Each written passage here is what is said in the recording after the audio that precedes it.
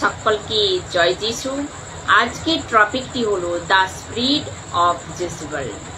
99.9% লোক আজ এর শিকার হয়ে গেছে।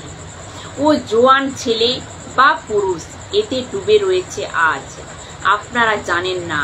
আর বাইবেল বলে কি ওর শরীর পরমেশ্বরের মন্দির। আমাদের যে এই শরীর পরমেশ্বরের মন্দির, যদি এ শরীর পরমেশ্বরের মন্দির তো এরকম হরকত করছেন কেন? দেখুন বাক্যে কি বলছে। দ্বিতীয় রাজাবলী 9 অধ্যায় 22 নম্বর বাক্য দেখুন কি বলছে। জোরাম এহুকে দেখতে পেয়ে বললেন, তুমি বন্ধুর মতো এসেছো এহু? এহু উত্তর দিলেন, যতদিন তোমার মা ইসেবেল বেশ্যাবৃত্তি ও ডাইনিগিরি চালিয়ে যাবে ততদিন বন্ধুত্বের কোনো প্রশ্নই ওঠে না। আর একটি বাক্য হলো যা যিশু বলেছেন, উদ্ঘাটন 2 অধ্যায় 20 নম্বর বাক্য কি বলছে দেখুন। তবু তোমার বিরুদ্ধে এই আমার অভিযোগ, ইসেবেল নামে সেই স্ত্রীলোককে তুমি তার ইচ্ছা মতো চলতে দিচ্ছ। সে নিজেকে ভাববাদিনী বলে, সে আমার লোকেদের শিক্ষা দিয়ে ভুল পথে নিয়ে যাচ্ছে। ইসেবেল আমার লোকেদের ব্যভিচার করতে ও প্রতিমার কাছে উৎসর্গ করা বলির মাংস খেতে প্রলোভিত করছে। এরকম স্পিরিট, দ্য স্পিরিট অফ জেজবেল, আজও কালিসিয়াতে কাজ করছে। এ আপনাদের মোবাইল ফোনে রয়েছে, ল্যাপটপ, টিভি, ইন্টারনেট, মেন প্রোগ্রামে রয়েছে, বিগ বসে রয়েছে, এ আপনার গার্লফ্রেন্ড অ্যান্ড বয়ফ্রেন্ডে রয়েছে। এরকম স্পিরিট যাকে বলে দ্য স্পিরিট অফ জেজবেল। আপনি ভাবতে পারবেন না যে স্পিরিট কিভাবে কাজ করছে। এজন্য দুজন লোক বলে, যতক্ষণ ইসেবেল জীবিত আছে তো কোথা থেকে বন্ধুত্ব থাকবে, কিভাবে সব ঠিক থাকবে। The spirit of Jezebel. আমি আপনাদের বলছি কি রকম অবস্থা আজ মসিহতদের, নট অবিশ্বাসী মসিহতদের। আপনি ভাবতে পারবেন না। দুনিয়া ভর লোকেদের সাথে ও যে কোনো ধর্মের হোক না কেন, রাত দিন ও সব করায় যা একেলে হয়ে থাকে। এই ইজেবেল স্পিরিট এ সব করায়। এজন্য তো লেখা আছে দ্য স্পিরিট অফ জেজবেল। আমি জানতে চাই পাস্টার, আপনার চোখ কি রকম যখন আপনি কোনো মহিলাকে বা মেয়েকে দেখেন? আর যারা ওয়ার্শিপ করছে জোয়ান ছেলে, তোমাদের নজর কি রকম যখন কোনো মেয়েকে বা মহিলাকে দেখো? গলার নিচে আপনারা বুঝতে পারছেন তো? গলার নিচে আপনাদের নজর যাচ্ছে না তো? যদি যায় তাহলে আপনারা ওই স্পিরিটে রয়েছেন। যখন কোনো মহিলা ফোনে কথা বলে তো আপনারা কিভাবে কথা বলেন? এই স্পিরিট কাজ করে। যেখানে পৌল বলেছিল তোমাদের মুখ থেকে খারাপ কথা না বেরোয়, গালি না বেরোয়, গালাতীয় বা এফেসীয় কিতাবে হবে। তো আমার রেফারেন্স মনে নেই। এর অর্থ কি? পৌল জানতো এরকম দিন আসবে যেখানে কালেসিয়াতে এরকম জিনিস চলবে। আর এখন তো এক কমন হয়ে গেছে, বলে কি এ চলতা হে। জানেন তা কি? তা হলো ননভেজ জোকস। তা হলো কি? ননভেজ জোকস, অর্থাৎ ডবল মানের কথা। এরকম কথা মাসি লোক বিশ্বাস করে জোয়ান লোকেদের মধ্যে কমন হয়ে গেছে। বলে কি আরে চলতা হে। আর যদি কেউ ওকে ওর ভুল ধরিয়ে দেয়, ওকে কি বলে জানেন? বলে কি হ্যাঁ তুই তো বড় পবিত্র, তুই তো বড় আত্মিক। এরকম কথা বলে থাকি। আপনাদের লজ্জা হওয়া উচিত। এরকম হরকত করতে লজ্জা হওয়া উচিত। পাস্টারের মধ্যে কমেন্ট চলে, আর ও ননভেজ জোক টাইপের লোক, ডবল মিনিং এর কথা। আর নিজেকে আপনি সেবল বলছেন। সানডের দিন পুলপিটের ওপর দাঁড়িয়ে সাদা কাপড় পরে নিলে আপনি পবিত্র হয়ে গেলেন। তো সানডে টু স্যাটারডে কি করেন?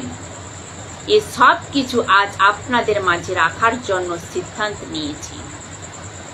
কি এ যে স্পিরিট এ বড় জোর সে কাজ করছে পুরো দুনিয়াতে, এ কাউকে ছাড়েনি। এজন্য লেখা আছে যতদিন এ জীবিত থাকবে ততদিন বন্ধুত্বের কোনো প্রশ্নই ওঠে না। যতক্ষণ আপনারা তা আমি চাই যে এর ওপর ওভার কাম করো। যোহনের প্রথম পত্র 5 অধ্যায়ে লেখা আছে সংসারের ওপর কোনো ব্যক্তি বিজয় পায় বা বিজয় পাবে। সংসারের ওপর ও বিজয় পাবে যার মধ্যে যিশু রয়েছে। যার মধ্যে যিশু রয়েছে ও সংসারের ওপর বিজয় পাবে। এরকম লেখা আছে ওখানে। আমরা বিজয় পাবো সংসার থেকে, আমরা এই স্পিরিট থেকে বিজয়া পেতে পারি। আমি আপনাদের বলি উল্টো পাল্টা ভিডিও দেখার থেকে বিজয় পেতে পারি, কেননা আপনার ভেতরে ওর থেকে কত লাখ গুণ বড় যে বাইরে আছে। আপনাদেরকে সবাইকে বলছি আপনারা পবিত্রভাবে জীবনযাপন করে দেখান। আর এ প্রচার করছি আমার মতো 10% লোক রয়েছে, যে 10% লোক প্রচার করছে।